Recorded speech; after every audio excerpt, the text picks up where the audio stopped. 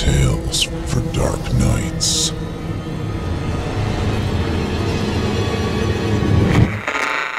Want to make sure you never miss a Chilling Tales for Dark Nights video again? Be sure to subscribe and hit that bell to turn on notifications. It's time to turn off the lights and turn on the dark.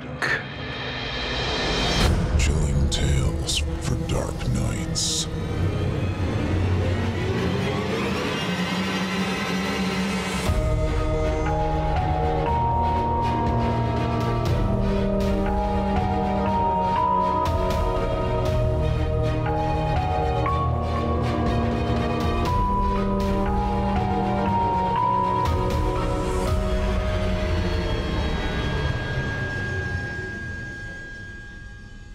Good evening, listener.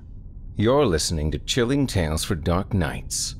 On tonight's program, we invite you to leave behind your safe reality and descend with us into the frightening depths of the most terrifying imaginations, with audio adaptations of 3 rounds of frightening fiction about damnable dreams, sinister side effects, and insidious insomnia. Tonight, I'll be once again filling in for Steve Taylor, and I'll be your guide as we traverse the dimly lit corridors of your darkest dreams. I'm Jason Hill, host of the Horror Hill podcast, now in its 3rd season, available on Spotify, Stitcher, Apple Podcasts, and wherever podcasts can be found. If you can't get enough of the macabre, head on over to my neck of the woods after today's show. Joining us tonight to help bring the frightening fiction of Richard Saxon, Andy Leavy, and Micah Edwards to life are voice talents Lady MCreepsta, Mylo Reid, and Brynn Sicard. All of tonight's performers are contestants in Chilling Tales for Dark Nights' 5th annual Evil Idol Horror Voice Acting Competition. If you enjoy their performances tonight, visit our YouTube channel and vote on theirs and the other entries in the competition. The first round is on now, and there's plenty more to come to send shivers down your spine, all spooky season long. So check out our channel and join in the deliciously dark fun yet to come. Again, you can find Chilling Tales for Dark Nights and the Evil Idol competition on YouTube. Just search Chilling Tales for Dark Nights YouTube on any search engine, or visit chillingtalesfordarknights.com and click the Evil Idol link on the navigation to see a current roster, contestant profiles, and links to all of the performances thus far.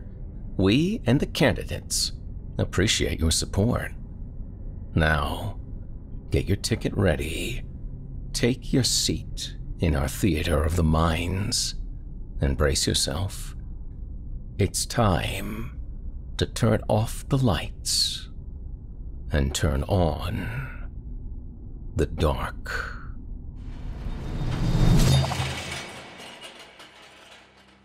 Our first tale tonight was written by Richard Saxon and is performed by Evil Idol 2020 contestant number 23, Lady MCreepsta. In it, a young woman does her best to get to the bottom of the secrets behind a little girl's dreams, and why every time she has them, strange things happen. Without further ado, I present to you When Little Sally Falls Asleep.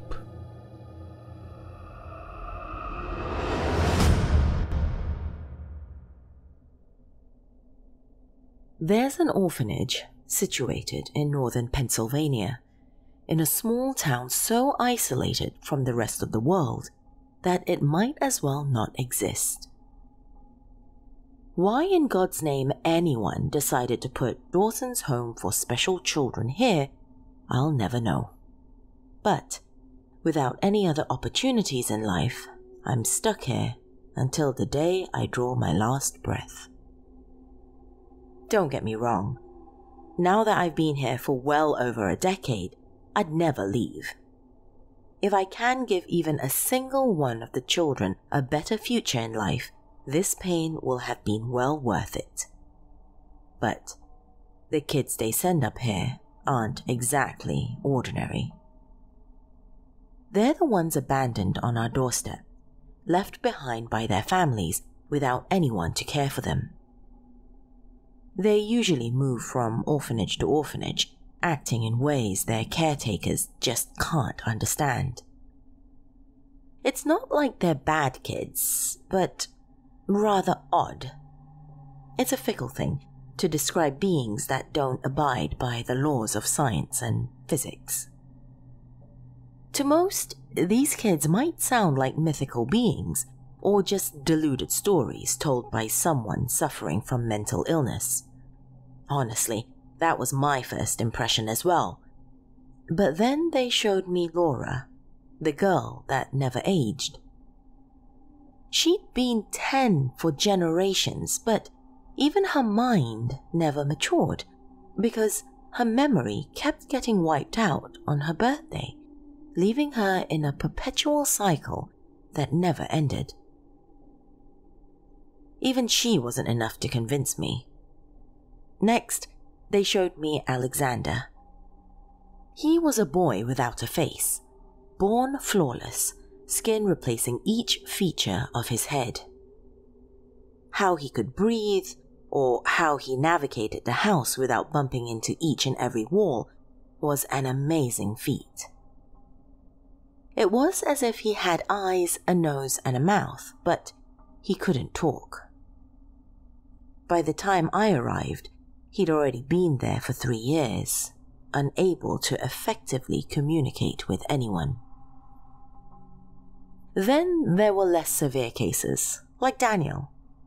He looked and acted like a normal child, but whenever he felt ill, every single person in the orphanage got infected with the exact same ailment, even if it wasn't infectious.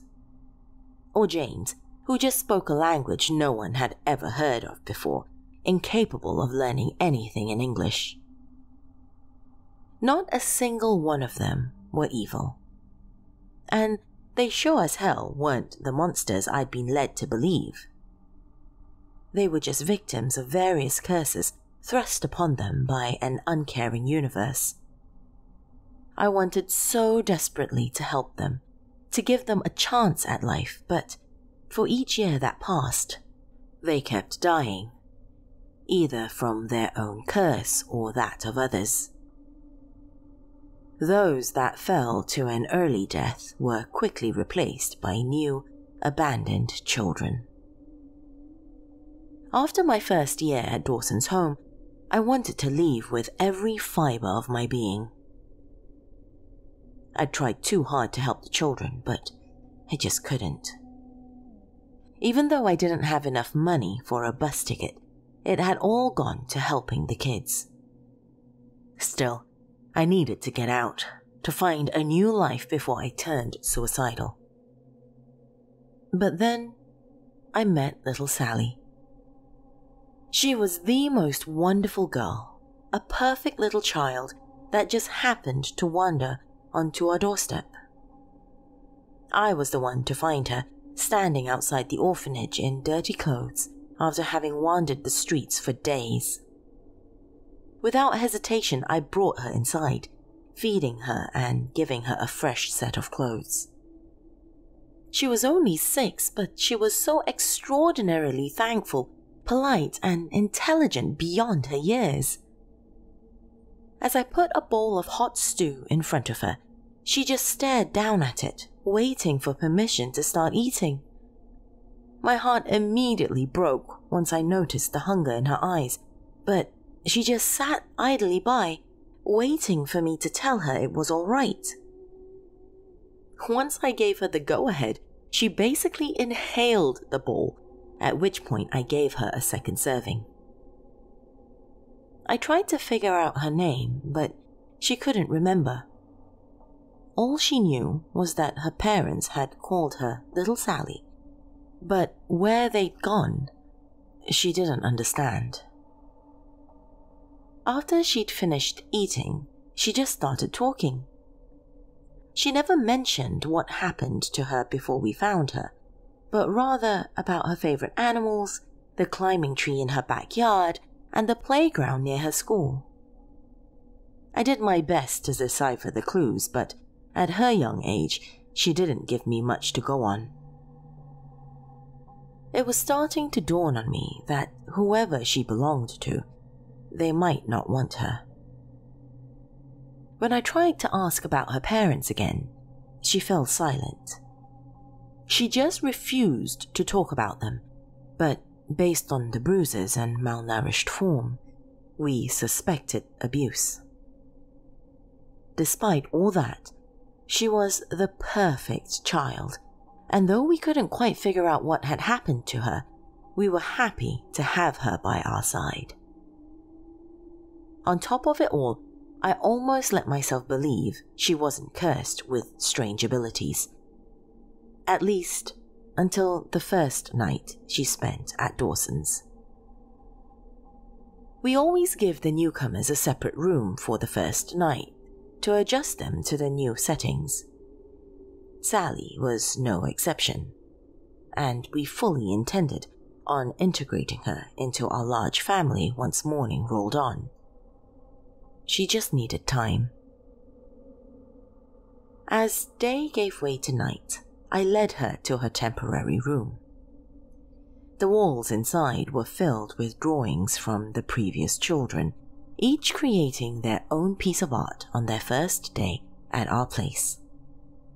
I explained to Sally that she'd be allowed to draw anything that came to her mind, a useful exercise for both of us to figure out how her mind worked, but also one to help her relax.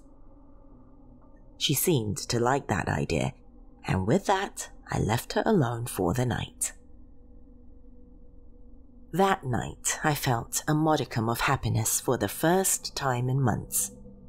I felt like I'd finally have the chance to help someone, to bring them into the real world, a task beyond just keeping them alive. But, despite my enthusiasm for our new family member, sleep would not grant me the rest I needed. My dreams quickly turned to nightmares, filled with worry and uncertain pictures of death. I knew the images I saw weren't real, leaving me with a hint of lucidity, yet I could not wait until the alarm finally jolted me back to reality. Exhausted, I went to check on Sally, to see how she'd fared during her first night. When I opened the door, I was greeted by a full new wall covered in paper. In the span of the single night, she'd produced just under 100 new drawings, and they weren't bad either. Most of them were scenic drawings of the woods, always taking place during the sunset. "Sally, did you do all of this?" I asked in shock. She nodded and gave me a gentle smile. "Yeah, I can't sleep." It was an odd answer, because she didn't look tired. She was as fresh as she'd been the night before. I sat down next to her as she went on to her next drawing of a princess riding a dragon over the treetops. "You like trees, huh?" I asked, not sure what to say. "Mm-hmm," she agreed enthusiastically. Then I turned my questions back at her odd lack of rest. "Was something wrong with the room? Was that why you couldn't sleep?" "No, I just can't sleep very much." "What do you mean?" "I don't know. When I sleep, I have really bad dreams. They're even badder than the dreams you had." I was taken aback by her last statement. "My dreams?" She put her coloring pencils down on the ground and looked up at me. Her eyes pierced me, and I could sense a hint of pity in them. "You were scared. I saw it." "How do you know I had bad dreams?" "I always see other people's dreams, but only the bad ones. Then, when I sleep, I have them too." "Nightmares?" She nodded. That's the day we realized just how special Sally truly was. She was the girl that almost never slept, which meant it wasn't a coincidence that she ended up on our doorstep. She was an outcast, abandoned, like all the other children. Though her curse was minute in comparison to many others, rather than help her deal with the curse, I wanted to teach her to embrace it, to be proud of who she was. That was a lesson I always tried to teach the others, to accept themselves, or at least the things they didn't choose to be born with. I gave her the talk about her being special like the other children, which seemed to improve her mood. She was happy, as if she wasn't alone for the first time in her whole life. She hugged me, and together we went to introduce her to the other kids. In the end, Sally didn't need a bed to sleep on, as she could just stay awake. Still, we wanted to give her a place that belonged to her, among the other kids. They all embraced her with open arms and went on to show her the different places in the building. She quickly became one of us. Every now and then, she'd come running to me when the other kids were having nightmares. They scared her, but she was always more concerned about them. She wanted me to help comfort them, to let them know they weren't alone in their bad dreams. It became a part of my daily routine, one I came to appreciate. Sally would let me know about the others' nightmares, and I'd come to the rescue. Things were going well, but as all things eventually must, the good times came to an end. About 1 year after Sally came to us, I found her unconscious on the ground. It was the first time I'd seen her so still, as if all her energy had left her tiny body, and it terrified me beyond words. She didn't seem wounded or anything, and she was definitely breathing, albeit a tad erratically. In a way, it looked as if she was dreaming, running away from something terrible. I picked her up in my arms and carried her to the nursing station as we awaited a doctor. The orphanage was too far out in the countryside for an ambulance to reach us, which meant we didn't have much in terms of help, apart from the single local doctor. Once I put her safely down in bed, she started wriggling around and mumbled something about Daniel needing help. As she spoke those words, I heard multiple horrified screams emerging from the playroom. The staff rushed towards the scream to find Daniel getting fused with the wall. His entire body had gotten entangled in the concrete surrounding him, and we could hear his bones crack under the immense weight. He screamed in agony, but trying to pull him out proved a futile task. All we could do was stare as he sank deeper into the wall. "The sledgehammer!" I yelled as I held onto his arm. One of the staff ran out of the room, heading towards the basement where the tools were kept. All the while, Daniel's bones kept cracking and his organs were turning into mush within the concrete. By the time they brought the sledgehammer back, his chest had been destroyed, making it impossible for him to breathe. He died inside that wall, in agony, and never understanding why his life had to end. It wasn't until we dug his body out that we saw the true extent of the damage.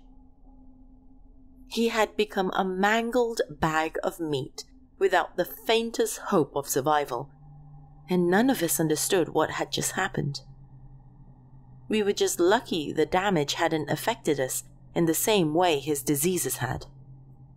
As they cleaned up the blood and crushed chunks of flesh, I went to check on Sally, who had woken up again.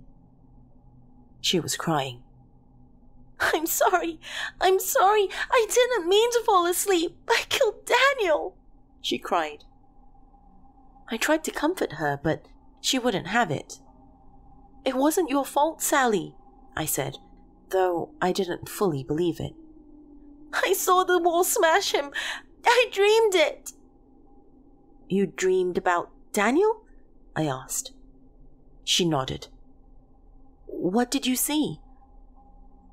Then she went on to explain the dream in excruciating detail, each matching the manner of Daniel's death. And that was it. The innocent girl I'd known for the past year was gone, and the true nature of her curse had been revealed. I gave her a hug and told her that it wasn't her fault. Of course I meant it because she couldn't control her dreams. Still, it had been her. We decided not to tell the other kids about what had happened, but even so, they realized something about Sally had changed. Her previous happy persona had vanished, only to be replaced by something colder, more distant and broken. The next year was spent mostly trying to figure out how Sally's ability worked, a difficult task for someone who we'd only seen sleep a single time. During that time, I also tried to pry deeper into her past. It took a while, but with the little details she shared, I could sort of create a picture of what had happened prior to her arrival at our home.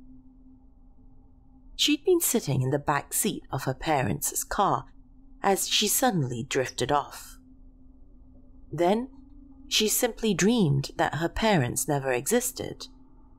And with that, she woke up alone on the side of the road in the middle of nowhere. "I don't want to fall asleep, but it happens anyway," Sally would say. It would take another year before she started hanging out with the other children again. It was around the time of her 8th birthday, and she was playing hide and seek with Alexander. He was oddly good at the game, at least for a kid with no face, but on the 6th or so round, Sally never came to look for him. Once it became apparent that Alex would never be found, he decided to go look for Sally himself, only to find her fast asleep in the corner he'd left her. As we figured out what had happened, we started escorting the children into the bomb shelter in the basement, figuring we should get everyone as far away from Sally as possible. Then, as we shut the door, it simply vanished from existence, replaced by a concrete wall that wouldn't yield. We were trapped in the dim basement with no way out. Then, the lights went out as well, and we were plunged into darkness.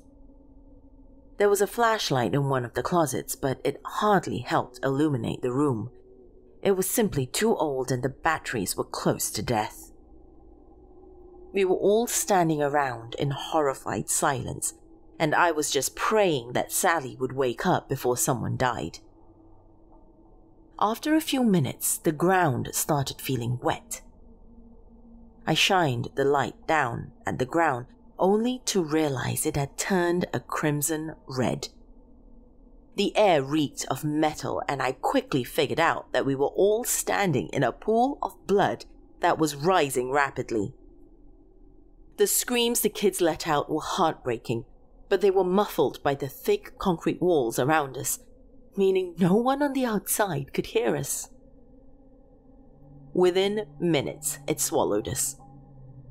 We tried to swim, but moving around in such thick liquid proved a complicated challenge. Once the blood hit the ceiling, we were all pulled under, unable to breathe. I held my breath for as long as I could, trying to find the children, but my eyes were blinded by the blood. I must have lasted 2 minutes before my body gave in, and I just inhaled a lungful of blood, when the entire basement reverted back to its native state, meaning that Sally had finally awoken from her slumber. The blood vanished in the blink of an eye, and the door reappeared. Once I had regained my senses, I looked around at the kids and staff. Most were fine, coughing up chunks of partially coagulated blood, but James wasn't breathing. I rushed to his side, still struggling to catch my own breath. Then I started CPR.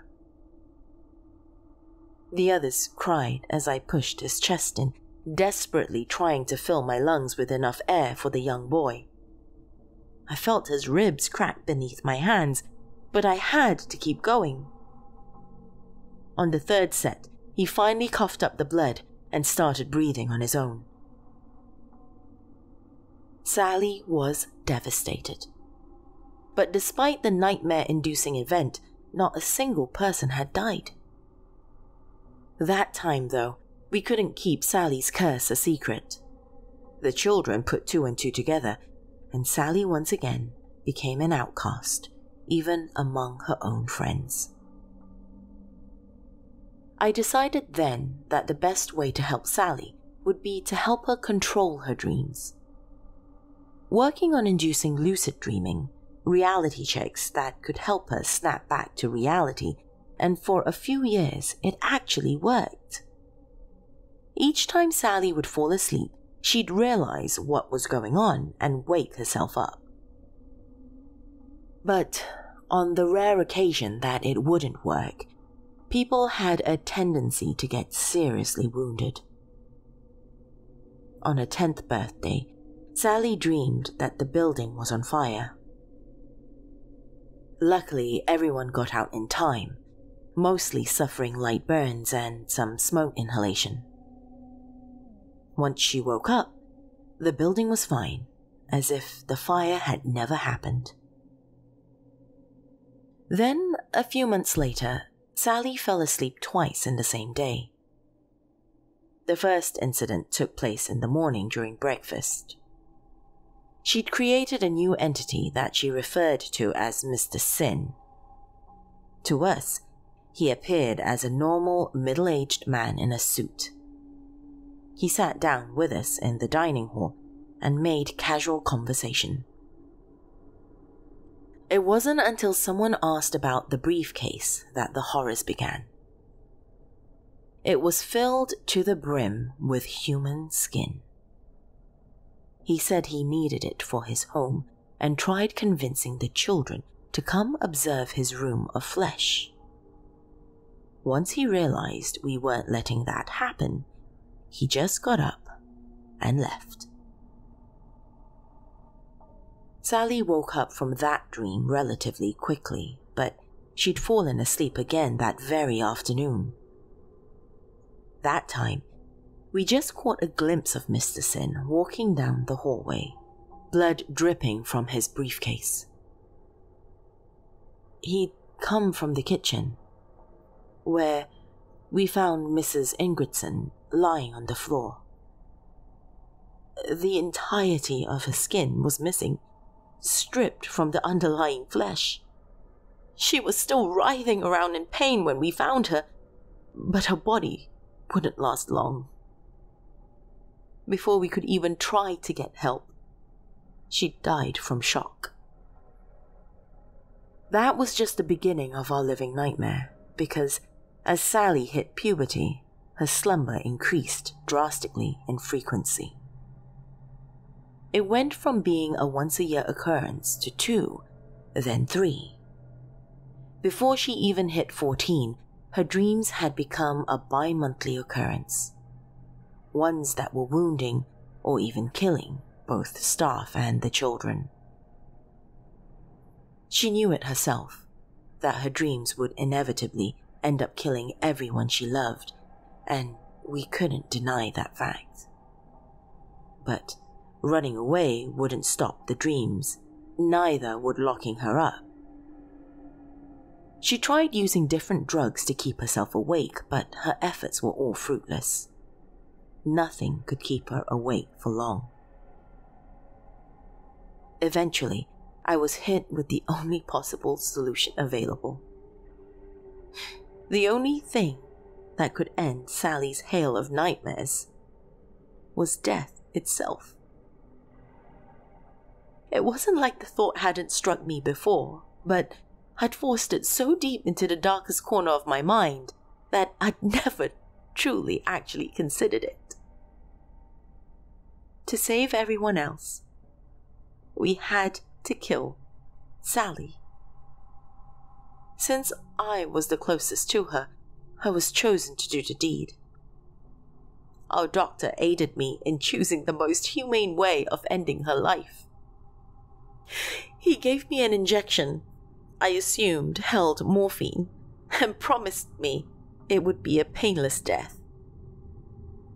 With that, I could lull her into an eternal slumber. I chose a Saturday to end her life. She'd asked me to take her out of town for the day, just the two of us, to her favorite hiking spot in the countryside. It was a beautiful place, filled with endless fields only bordered by the vast forests. I brought a picnic basket full of her favorite treats. A final meal to end her existence among us. After we'd eaten, I told her what needed to be done. I didn't want it to be a surprise, and I needed her to know that it wasn't her fault. She didn't even seem surprised. In fact, she almost seemed relieved that no one else would suffer as a result of her curse. That's why she asked me to take her out to the fields, because she wanted one final moment of happiness to just pretend that everything would be fine. She'd considered ending her own life on numerous occasions, but couldn't find the strength to do it.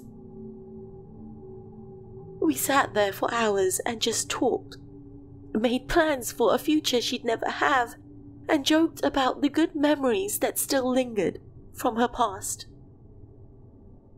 "I'm sorry," she mumbled. "It wasn't your fault, Sally. Your dreams might leak into reality, but it wasn't your choice. Life is not a balanced scale between good and evil. It's just a chaotic mess filled with random events. You just got the short end of the stick, but it doesn't make you any less of a person." "I just wish I knew why. What was the meaning of all this pain?" "I don't know." With these words, Sally fell asleep on my shoulder. I pulled out the syringe, ready to strike before her nightmares could end me. Tears were welling up in my eyes and my hands trembled as I pointed it at her neck. But, despite her slumber, the world around me didn't change. There were no horrors pouring out from her unconscious mind, or any evil presence in the vicinity. That's when I realized that Sally hadn't just fallen asleep. She'd actually stopped breathing. I let her down to the ground easily and checked her pulse. She was dead. She'd taken her last breath before passing over to the other side, just like that. Whether she dreamed about her own demise or if it was a random stroke that finally ended her, I'll never know. I gave her a funeral in the forest as she requested. Buried her body deep underground so she could rest peacefully among the trees. I failed Sally, like I failed so many of the children at that orphanage before. But I keep trying, because if I save just one single child, it will all have been worth it.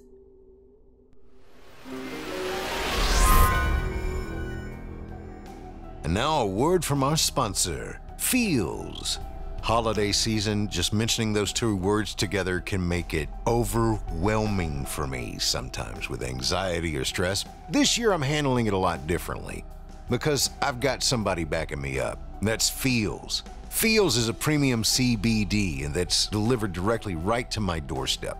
Now, I'm not new to CBD, but if you are, the folks at Feels offer a free CBD hotline to help you guide your experience. They'll actually help you find your ideal dose if you need, which some people have a lot of questions about. Real human support that understands what you're asking and can give you the answers you need. So it's kind of a thing. It's like a community you can join to get Feels delivered to your door every month. You'll save money on every order and you can pause or cancel at any time, but I'm going to tell you, you're not going to want to. This is much more convenient and cost-effective and perfect for the individual. Feels has me feeling my best every day and it can help you too. Become a member today by going to feels.com/chilling and you'll get 50% off your first order with free shipping. That's feals.com/chilling to become a member and get 50% automatically taken off your first order with free shipping. Feels.com/chilling. Operating at your optimum is ideal, and I guarantee you Feels makes it easier to get there. Thanks for taking your time to visit our sponsors. We and they really do appreciate it.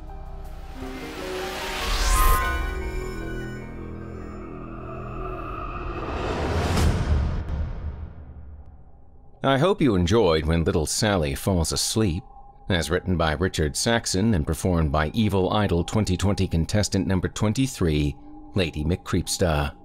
Up next, we've got a second sinister story for you, written by Andy Leavy and performed by Evil Idol 2020 contestant number 32, Mylo Reid. In it, a gentleman goes to great lengths to save someone close to him, and the price for the cure is measured in something far more insidious than dollars. Without further ado, I present to you, My Girlfriend is a Cannibal.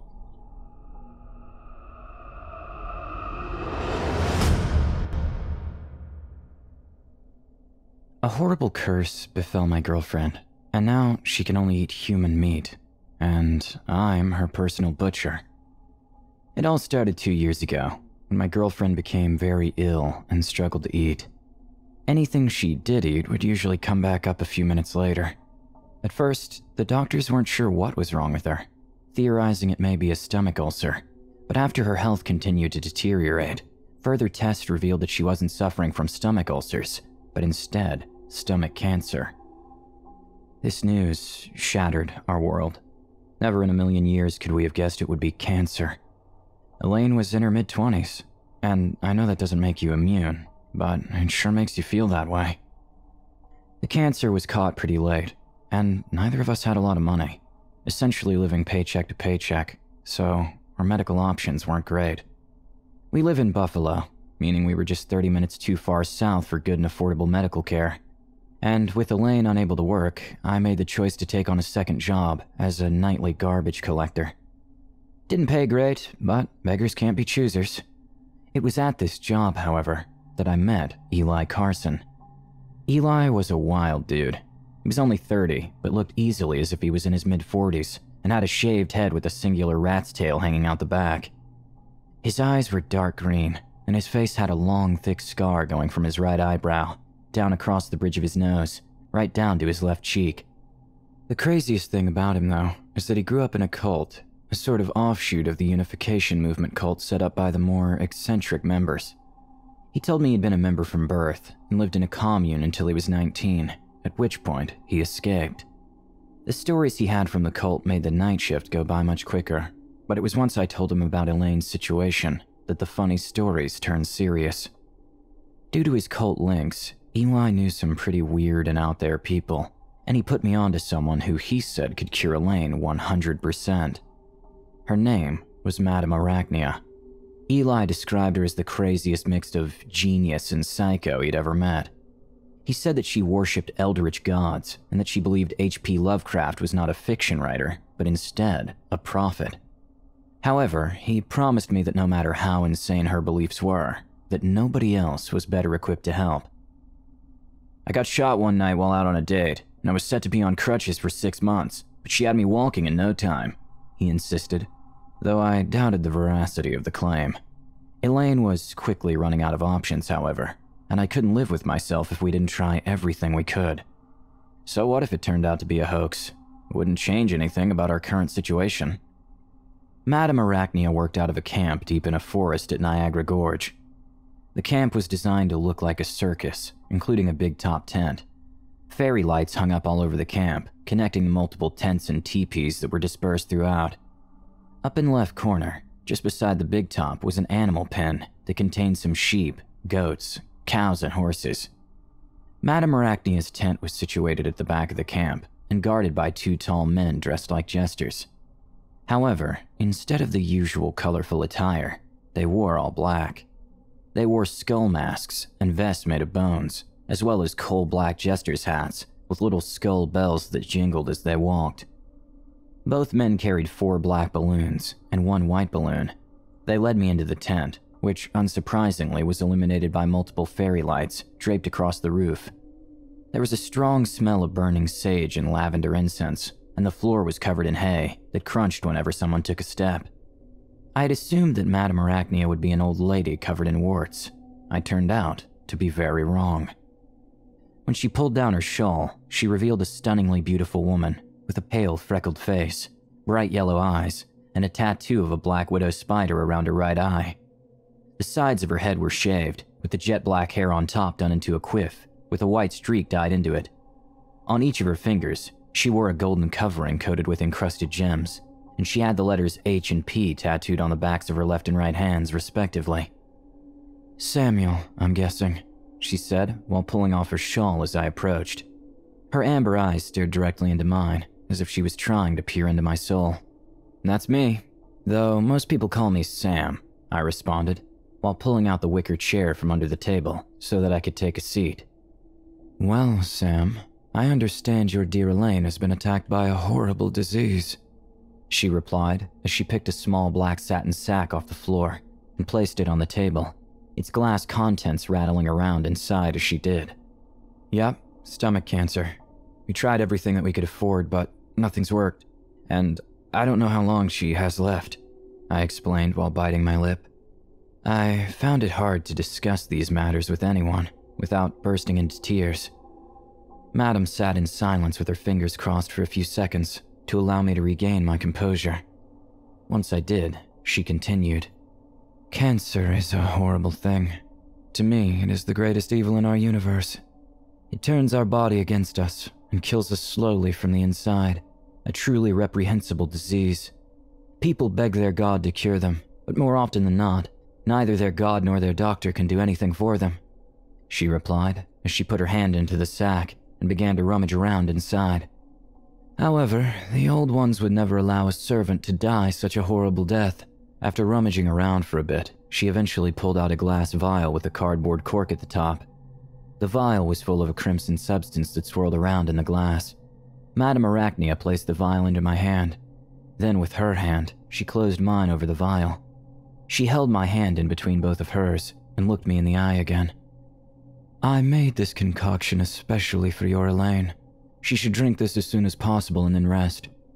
It'll clear her of all ailments and strengthen her stomach in no time." I'm not sure if it was her confidence or my desire to want her to be correct, or maybe a mix of both, but at that moment, I completely believed Madame Arachnia. This was going to work. "Thank you so much. What do I owe you?"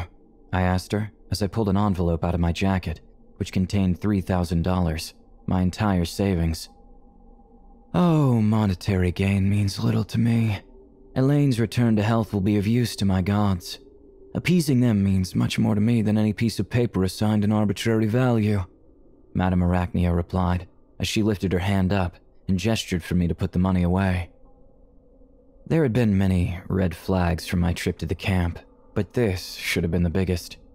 Nobody does anything for free, whether they take money or not. In some way, they expect to be rewarded for what they've done. At the time, however, I didn't think about that. I just thought Madame was some sort of saint, doing good deeds in the name of some misplaced belief in fictional gods. How wrong I turned out to be. The The first 4 days after Elaine had taken the potion were no different than usual, and I started to believe we had fallen for a stupid hoax. I was angry at myself for falling for such an obviously fake cure. I was even angrier for having put Elaine through more stress, getting her hopes up again for nothing. On the 5th day, though, things changed for the better. Elaine woke up and seemed to be doing much better. The color had come back to her face, and she was full of energy. Her beautiful smile touched each of her rosy red cheeks in the morning when she woke me up to tell me how amazing she felt. I couldn't believe my eyes when I saw how great she looked. If it weren't for the weight loss, you wouldn't have believed that she was a cancer patient. However, the good feelings didn't last, as she immediately vomited when she ate some toast that I had made for her. We were both shocked when she threw up, and I could tell how much effort Elaine was putting in to stop herself from exploding into tears. It had seemed that we found a cure, but after she threw up, it became apparent it had only been a placebo. Except, it wasn't. We decided to go to the hospital for a checkup, hoping that the potion may have fought back some of the cancer. Not enough to return Elaine's appetite, but enough to give her back some energy and to give us a fighting chance. However, when the test results came back, the doctors were dumbfounded. The cancer was completely gone. There was no trace of it at all. Her physicians couldn't believe their eyes. Elaine sat in silent shock upon hearing the news, only coming out of it when I threw my arms over her. "I'm alive," she said, before beginning to cry as I held her tight in my arms. The doctors informed us that Elaine throwing up while eating was most likely just her body getting used to regular food again, and that things would soon return to normal. They told us to ensure that she only ate small portions and soup for the time being, which is all she could usually stomach when she was sick. However, over the next few days, she couldn't even stomach that. 4 days had passed since she got the all clear, and she couldn't even eat some toast and soup.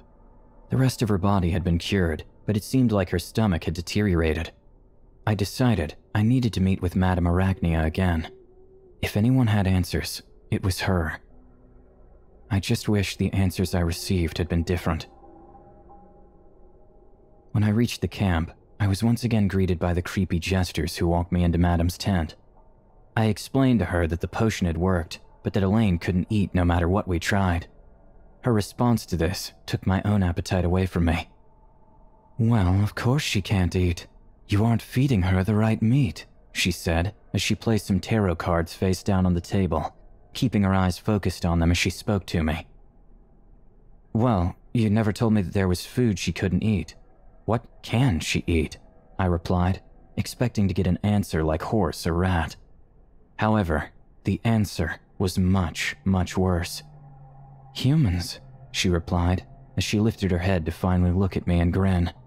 My heart sank into my stomach upon hearing this, and I began to sweat profusely before lashing out in anger. "Don't joke with me!" I screamed as I jumped up from my seat and pounded a closed fist against the table, causing the tarot cards to fly off and flutter to the floor. Both of the jesters took a step forward, preparing to attack me, but Madame ordered them to step back before beckoning for me to retake my seat.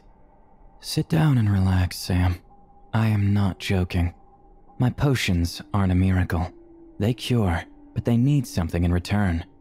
In this case, Elaine's stomach has been modified to fight off all infections and diseases, but in return, she can only eat her fellow humans," she explained as she reached her right hand out and called for one of the jesters, who then carried over a lunchbox and placed it on the table, opening it up to reveal a liver.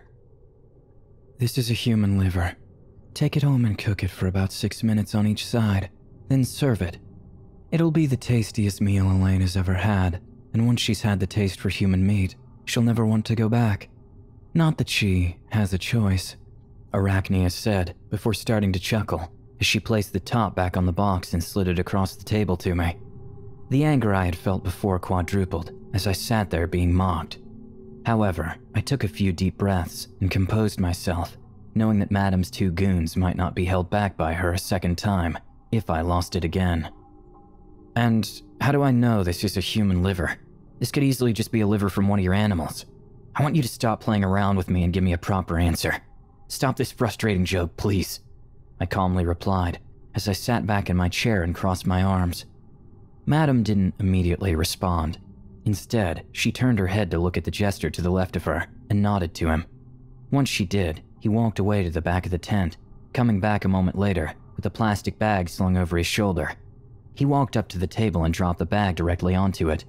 The full weight of the bag hit the tabletop with a loud thud before a head rolled out from it. A human head. Once the head rolled out, I leaped from my seat and screamed before the jester put both hands on my shoulders and forced me back down into the chair, hoarsely ordering me to sit now. "We don't do jokes around here, Samuel. If I say something, I mean it," Madame Arachnia said with a serious tone, though I was no longer looking at her. My eyes were transfixed on the detached head sitting on the table in front of me.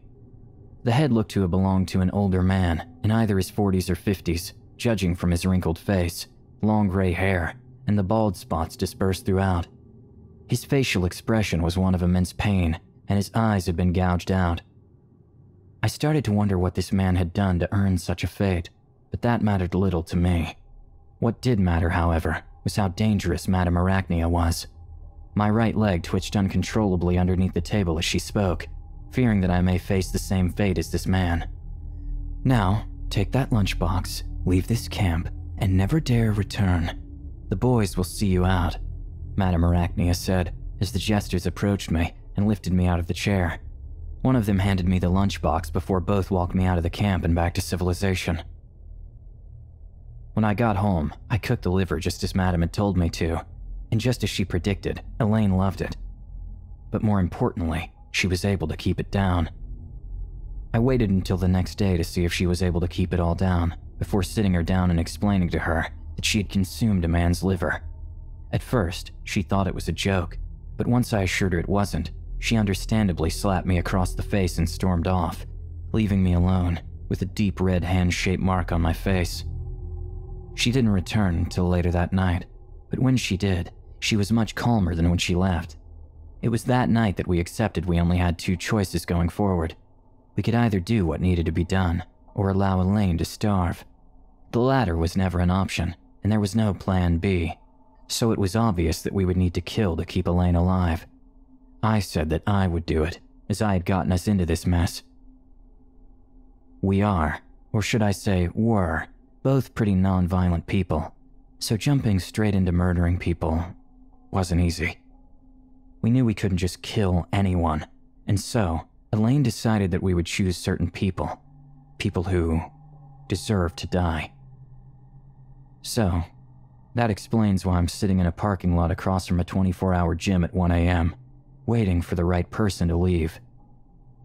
The right person was Jack Werther, a 33-year-old fitness aficionado. He needed to keep himself in top shape to impress the ladies, but when I say ladies, I should really say girls. Young girls. Jack usually likes them between 13 and 16, and he was into some pretty weird stuff. I know this because Jack has been texting back and forth with Elaine for the last 3 weeks. He's been led to believe that she's a 14-year-old girl. I've done this a few times now, so you might assume I was getting used to it. But if I'm being honest, I dread doing this every time. I struggle to sleep for days once I notice that meat is running low. Thankfully, I don't have to do this too often. A whole human lasts quite a while, but not as long as you'd expect, since it's all Elaine can eat. Most of the body can be used, bar the head, hands, and feet, which she struggles to eat. She especially enjoys the eyes, which she blends up like a smoothie. I wish Elaine would have picked a weaker, less fitness-loving meal, but we take what we can get. And besides, it's hard to survive multiple shots to the head from a hammer, no matter how strong and fit you are. I had to sit and wait for Jack for over 2 hours. During that time, my usual feelings of fear, anxiousness, and paranoia subsided as I tried to focus on staying awake. However, Jack eventually left the gym and briskly walked up the quiet, empty street and into the darkness. Once I saw him leave, I grabbed the hammer out of my bag and followed after him. Time for dinner.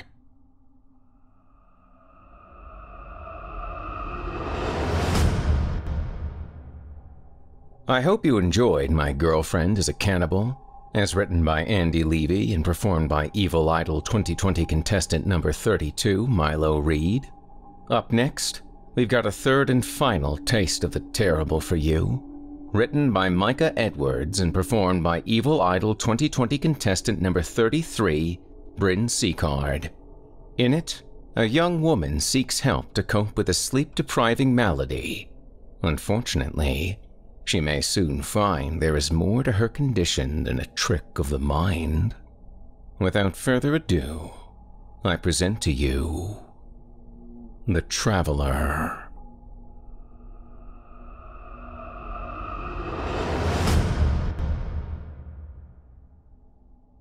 Your hair smells nice.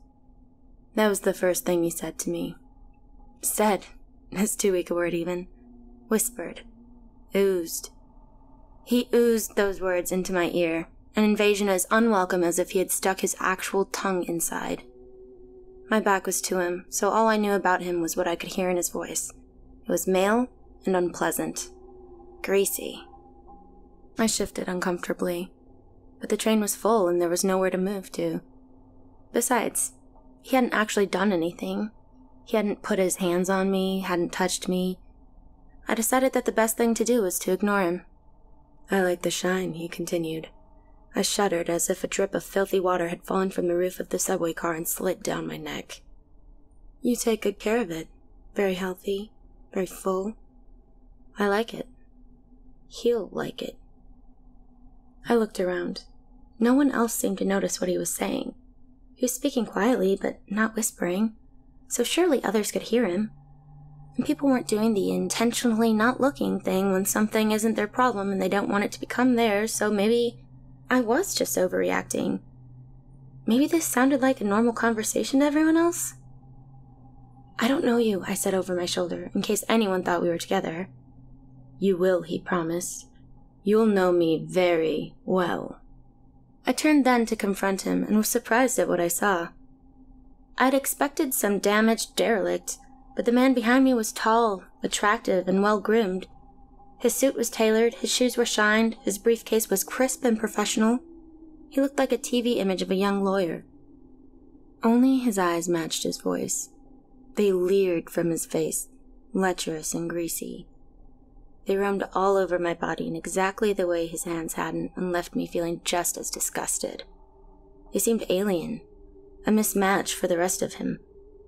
I could have easily gone on a date with the rest of him, but I couldn't spend another second looking into those eyes.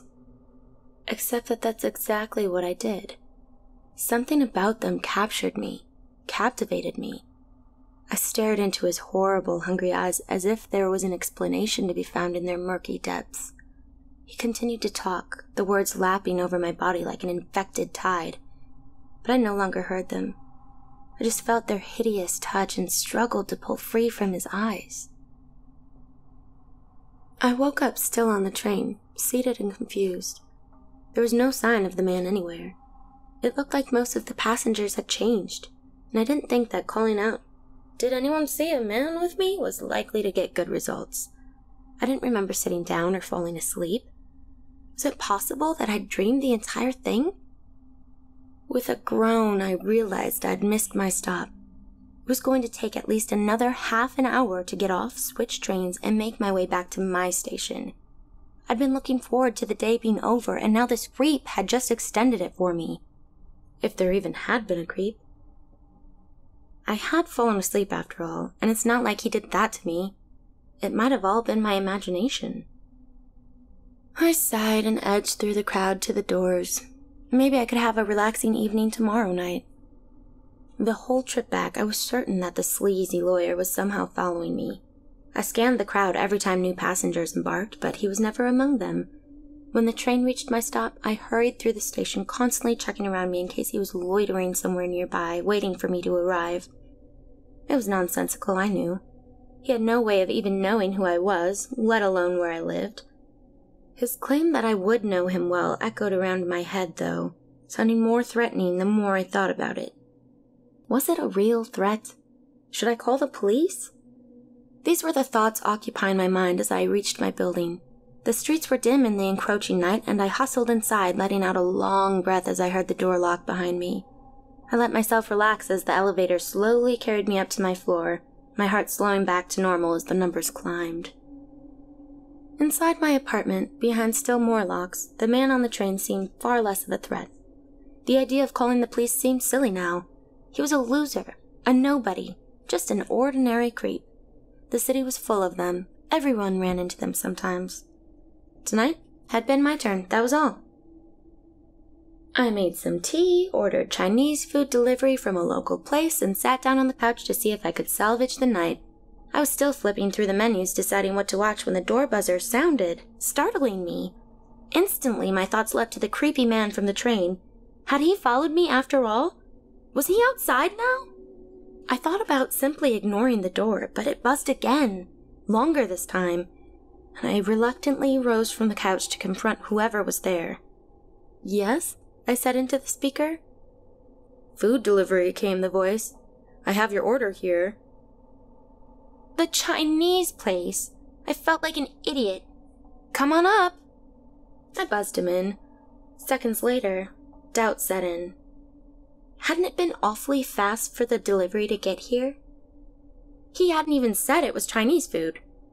The voice was indistinct over the speaker. It could be the sleaze after all. I might have just let him into the building. Worse, he definitely knew what apartment I was in now. I mean, I wouldn't let him in, of course, but what if he forced the door? I looked around the room for something to defend myself with, and settled on a knife from the kitchen. It was meant for slicing bread, but it was the longest knife I had, and I wanted something that would keep distance between us.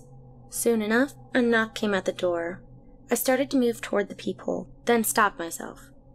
Would he be expecting that? I didn't want to play into his hands. "Leave it outside the door," I called. "What?" The voice was muffled. It could have been anyone. "The food. Leave it outside the door. I'll get it." "Whatever, lady." I strained my ears listening for receding footsteps, but heard nothing. After a few minutes, I risked a look through the peephole. No one was there. The hallway looked empty. I undid the locks and opened the door cautiously. Sitting on the floor outside was a thin plastic bag stamped with, "Have a nice day." Inside, my dinner was cooling in its little cardboard curtains. It really had just been the delivery man after all. I took one last glance up and down the hallway. Definitely empty. I was just being paranoid. Still, I didn't put the knife away when I went back inside. It made me feel better to have it close by. I knew it was silly, but it also wasn't hurting anything, so I kept it out. I turned out the lights, settled in on the couch, opened up my food, and started up a movie. Full stomach, dim room, and comfortable seating worked their magic, and at some point I fell asleep, television still going. When I woke back up, everything was quiet. The movie was doing a slow zoom in on a figure laying down in a dark room. I struggled to figure out what this had to do with the plot, but I couldn't remember what had been going on. The camera edged closer, starting to pick out details. The figure was a woman, judging by the hair. She was sleeping on a couch. The table in front of her was strewn with takeout containers. The couch looked disturbingly familiar. Her hair was the same color as mine. Suddenly uncomfortable, I reached for the remote. Or tried to. My body wouldn't respond. My arms, legs, head were all frozen. I couldn't even blink. I could only stare at the television as the camera slowly zoomed in on my terrified eyes, until finally it disappeared into them entirely, and the screen went black. I sat up then, but not of my own volition. Something else was moving my body, and I was simply being carried along, an unwilling passenger. I watched, trapped, behind my own eyes, as I raised my arm and turned it back and forth. "Good muscle tone," I heard myself say. My hands reached up and caressed my face, running fingers through my hair before sliding down my neck to explore my body. I felt violated by my own touch. My mind was shuddering, but my body couldn't even do that. "Caden Dufort," I said. "Are you listening? You don't have to fight me. Look up Caden Dufort. Get me to him, and this can all be over." I picked up the knife from the table and held it to my own midsection, just below the left side of my ribcage. Carefully, slowly, I drew the blade lightly across my skin, raising a bright flare of pain.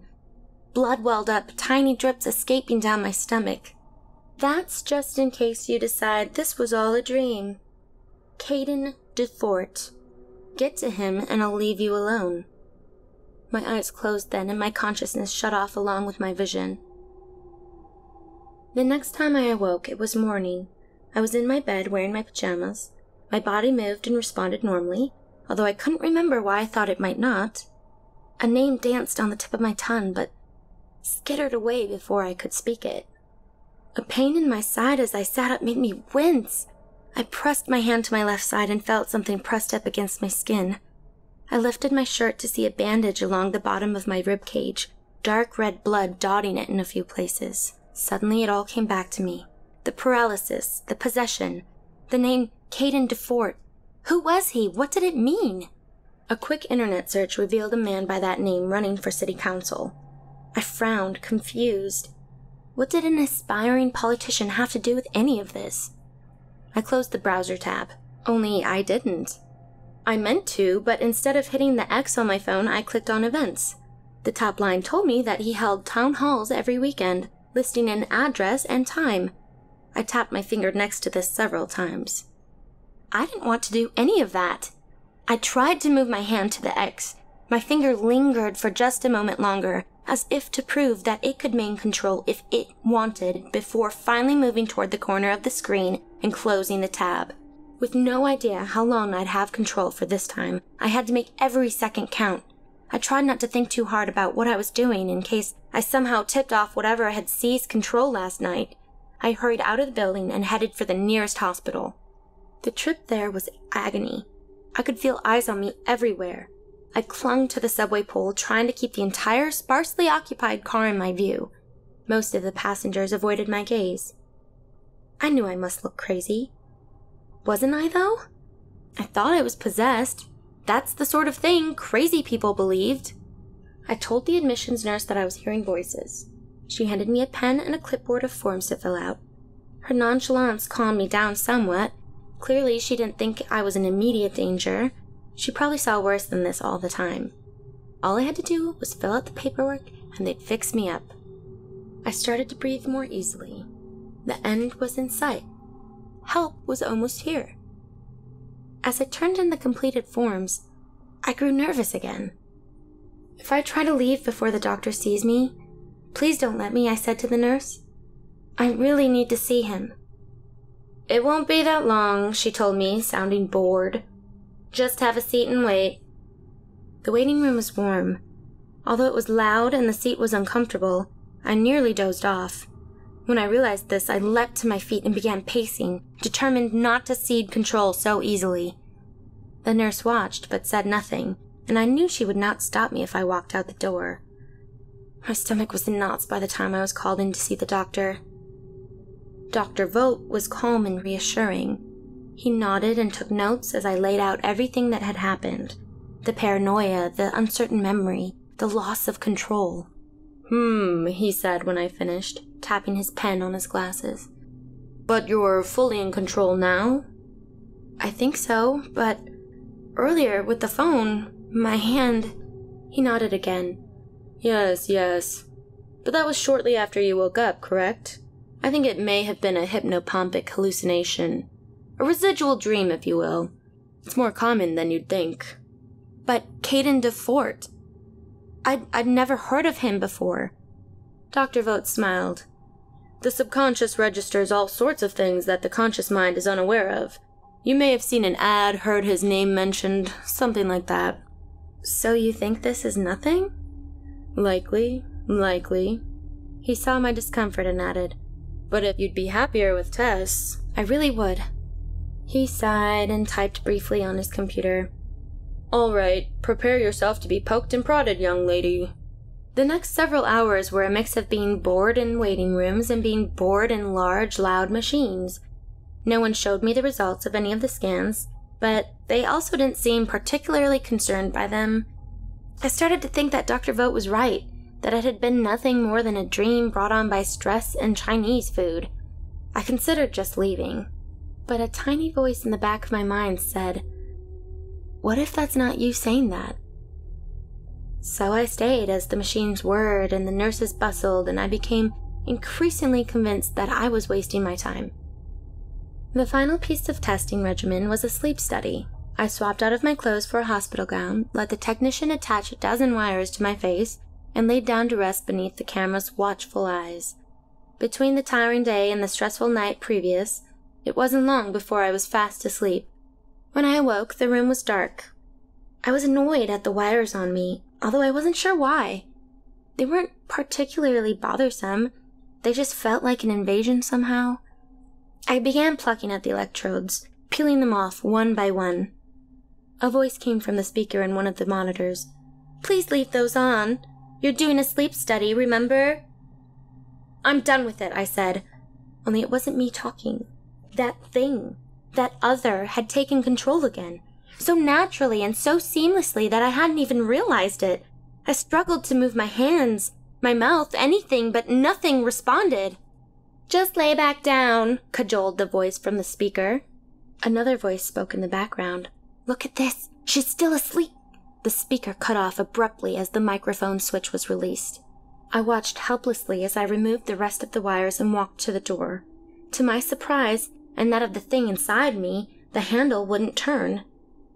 "Unlock this, please." It jiggled the knob impatiently. The speaker came to life again. "We'd really like to finish the sleep study. If you'd please just lay back down." "No!" It kicked the door. "I want my clothes and I want to leave now. It'll only be—" "Let me out now or I'll start smashing your fancy machines." It snarled with my voice. I could feel its rising fear at being trapped, and inside, I gloated. How do you like it? I thought, hoping that it could hear me. Not so nice when it's happening to you. The doctors are going to rip you out. I'll be free, and you'll be stuck forever. "Let me out!" it insisted, kicking the door again. When there was no response, it turned and strode back toward the sleep monitoring machinery. The door opened moments later, and it turned, forcing my mouth into a smile. "Thank you." 2 nurses hustled in, seizing me in a firm grip. "Hey, what is this? Let me go!" My body struggled and thrashed, but they held on tightly. "This is for your own good," one told me. The other uncapped a needle and plunged it into my arm. "You're not yourself right now." "I know," I thought, even as my body shouted. "You can't do this to me!" I felt my consciousness start to fade, though I could feel my body still fighting. "Lorazepam's not working," one of the nurses said. His voice sounded far away, and I wanted to tell him it is, but only on me. "She can take another dose," said the other. "Hit her with it again before we try the stronger stuff." If they put another needle into me, I never felt it. I was already asleep again. Time became a jumble. I woke at irregular intervals, sometimes in control of my body, sometimes not. It didn't matter much in either case, as I was strapped to a hospital bed, cuffed at ankles and wrists. Sometimes I thanked the doctors for helping me. Other times I yelled, screamed, and threatened. I wasn't always sure whether it was me or the other speaking. We were both trapped now, both experiencing the same panic. I could have been either of us. The doctors made sympathetic noises, checked charts and machines, and basically treated me like just another piece of furniture in the room. IVs in my arm kept me fed and drugged. A catheter kept me from needing to leave the bed. Waking and sleeping bled together until I lost all sense of what was a dream and what was real. And then finally one day I woke up, and everything was clear. Gone was the thick cotton wool of the drugs. Gone too were the restraints holding me to the bed. I looked around cautiously and saw Dr. Vogt smiling at me across the room. "How are you feeling?" he asked. "Fine," I responded wearily, then blinked. "Better than fine, actually. I feel good." I raised and lowered my arms. They were weak, but I was pleased to see that they responded fully to my control with no resistance at all. "We've gotten things under control," Dr. Vogt told me. "I think it's safe to say that you're all alone in there now." I smiled back at him. "I think you're right. Oh, this feels so much better." I'll let you get up in your own time. Your clothes are on the table. Just check out at the front desk when you leave.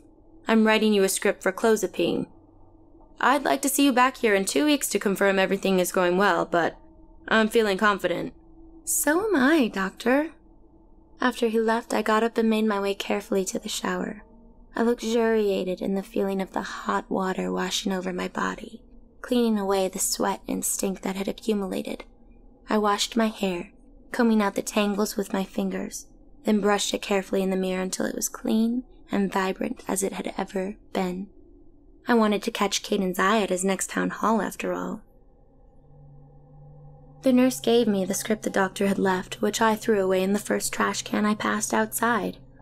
He might be worried about a repeat incident, but I could tell that the previous owner of this body was completely gone.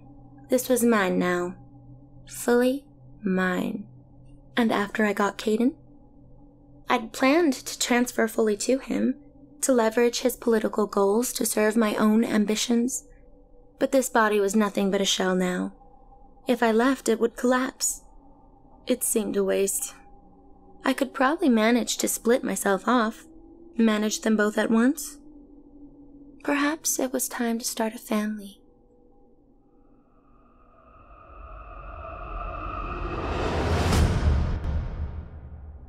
I hope you enjoyed The Traveler, as written by Micah Edwards and performed by Evil Idol 2020 contestant number 33, Brynn Sicard. Before we go, I'd like to thank you for joining us for tonight's episode of Chilling Tales for Dark Nights.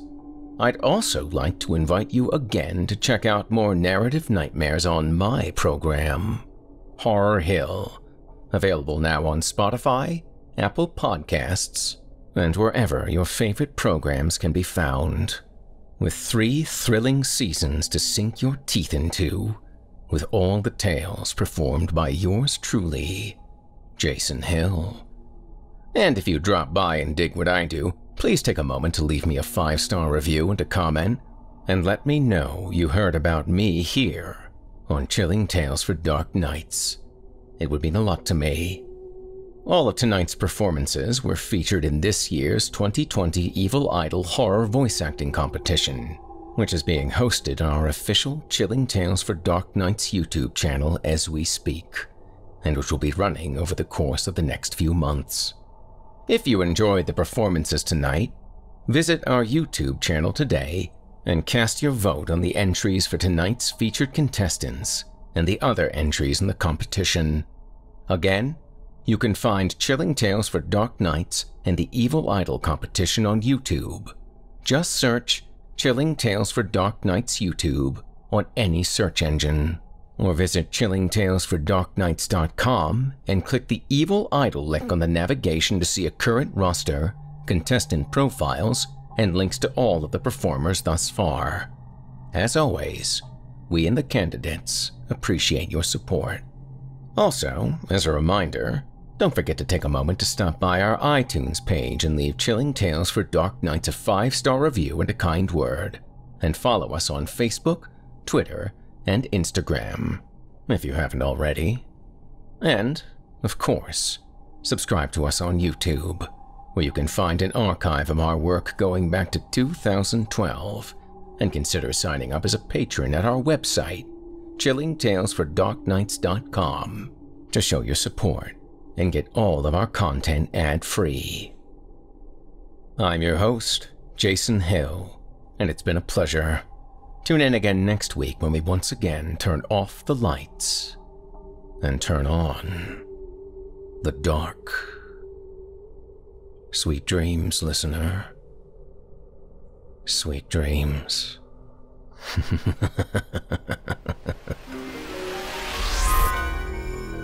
Thanks for joining us. You've been listening to Chilling Tales for Dark Nights, a production of Chilling Entertainment and a proud member of the Simply Scary Podcasts network. Visit simplyscarypodcast.com today to learn more about our network and our other amazing storytelling programs. Tonight's program was hosted by yours truly, Steve Taylor. Selected stories have been adapted with the kind permission of their respective authors. Original music provided by Luke Hodgkinson and Jesse Cornett. Sound design and final mixing and mastering by executive producer and director Craig Roshek. Logo by Craig Roshek. Got a scary tale of your own that you'd like performed? We take submissions. Email it to us today at submissions@chillingtalesfordarknights.com to have your terrifying tome considered for production in a future episode of this show.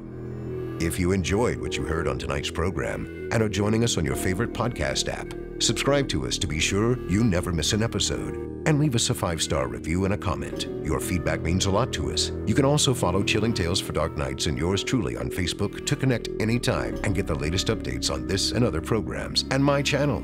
If you're listening on the Chilling Tales for Dark Nights YouTube channel, do us a favor and hit the subscribe button and the bell notification icon for ctfdn as well to get more spooky tales from me and the crew each and every week. And don't forget to hit that thumbs up button to tell us how we're doing and leave a kind word or a request. And don't forget to visit us at chillingtalesfordarknights.com and consider supporting the team by becoming a patron. In addition to helping us out, you'll get exclusive access to our audio archive and ad-free downloads of all your favorite stories, including those you've heard on this program. We'll be back next week with more terrifying tales to keep you up all night. But that's all right. Who needs sleep anyway?